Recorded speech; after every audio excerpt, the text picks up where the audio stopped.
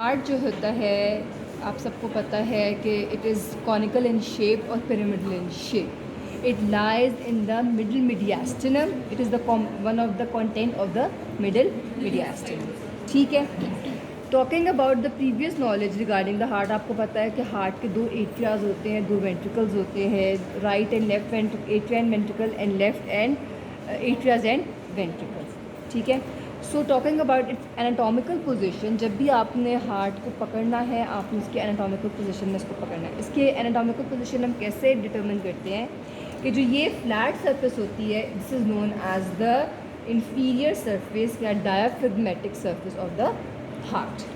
ये सरफेस जो होती है वो हमारे डायाफ्राम पे रेस्ट करती है. तो इमेजिनिंग कि ये मेरा हाथ इज़ द मेरा पाम इज़ द डायाफ्राम, तो जो मेरी पाम है इस पे यूँ करके हार्ट बैठा होता है और जो सरफेस इन कॉन्टैक्ट है that is the diaphragmatic surface. Heart body में ऐसे नहीं पड़ा होता, it is slightly twisted towards the left side. ठीक है. अगर हम इसकी पोजीशन की बात करें तो ये मिडिल मीडियास्टिनम में लाई करता है, जिसमें से 1/3 पूरे हार्ट का जो 1/3 होता है वो राइट साइड पे होता है, whereas the 2/3 of the heart, तो टोटल मास का जो 2/3 होता है वो टूवर्ड्स द लेफ्ट होता है. ये जो आपको टिप से नज़र आ रही है this is known as the apex of the heart. The apex of the heart it is facing laterally and towards the left, यानी कि लेफ्ट लैटरली ये फेस कर रही होती है. ठीक है. सो जब भी आपने वाइवा में या जब भी हार्ट पकड़ना तो आपने इसके एनाटॉमिकल पोजीशन पकड़ना है. इसको यूँ नहीं रखना, इसको हमने बॉडी में यूँ रखना होता है. ठीक है. Like this. ठीक हो गया. अच्छा. Now as you I have already told you कि जो हार्ट होता है it is cone shape, conical होता है या पिरामिडल होता है. It has got certain borders, surfaces and base and an apex. अब अगर हम बात करें तो एपेक्स ये पे यहाँ पे होती है जहाँ पे इसका लेफ़्ट बॉर्डर और राइट बॉर्डर मीट करता है. ठीक है. जो ये वाला पार्ट है इसको कहते हैं बेस ऑफ द हार्ट. क्या कहते हैं? Base of the heart. Now the base of the heart is also known as the posterior surface of the heart. ठीक है. Base of the heart और ये होती है इसकी apex. Base is formed by both the left atrium and the right atrium.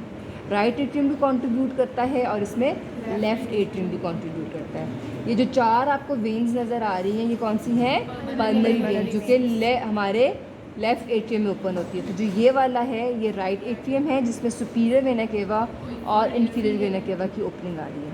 So base is formed by the right atrium and the left atrium. जबकि जो apex होती है, apex of the heart, it is formed, majority of the apex of the heart is formed by the left ventricle of the heart and a part of it is formed by the right ventricle. यानी कि ये हमारा सारा जो है ना यहाँ तक this is the left ventricle ये, और ये थोड़ा सा पार्ट जो होता है इसका वो राइट वेंट्रिकल है. सो एपेक्स का फॉर्मेशन में जो मेजर रोल होता है that is the left ventricle and the minor role is of the right ventricle.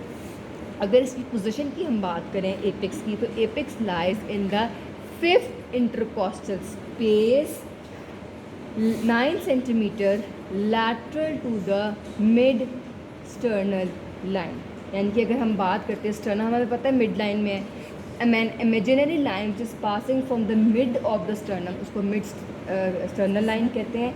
उस मिड स्टर्नल लाइन से 9 सेंटीमीटर्स लैटरली मूव करना है into the 5th intercostal space. यानी कि हम इंटरकॉस्टल स्पेस काउंट करनी शुरू करते हैं. तो जब 5th इंटरकॉस्टल स्पेस आएगी वहाँ पे आपने फिर क्या करना है, मिड स्टर्नल लाइन को इमेजिन करना, उससे 9 सेंटीमीटर्स लैटरली जाते हैं, वहाँ पे एपेक्स ऑफ हार्ट की पोजीशन होती है in a normal adult. Whereas in children जो इसकी पोजीशन होती है that lies in the 4th intercostal space. ये इंपॉर्टेंट एमसीक्यू है. अडल्ट्स में 5th इंटरकॉस्टल स्पेस में होती है एपेक्स और चिल्ड्रन में 4th इंटरकॉस्टल स्पेस. ठीक हो गया.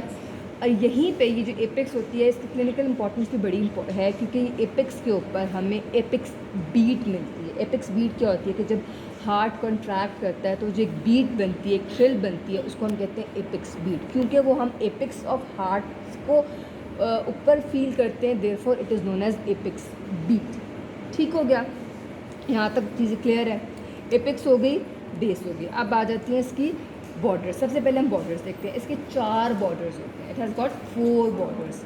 सुपीरियर बॉर्डर ये वाला होता है, ये वाला सुपीरियर बॉर्डर, ठीक है। सुपीरियर बॉर्डर इतना क्लियर विजिबल नहीं होता, क्यों?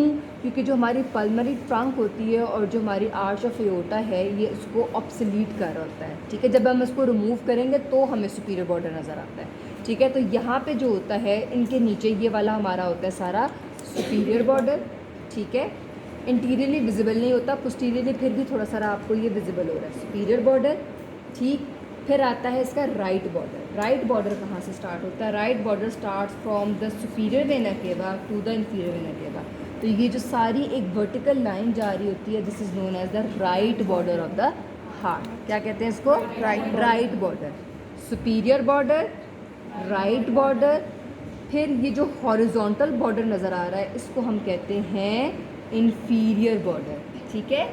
Superior border, right border of the heart.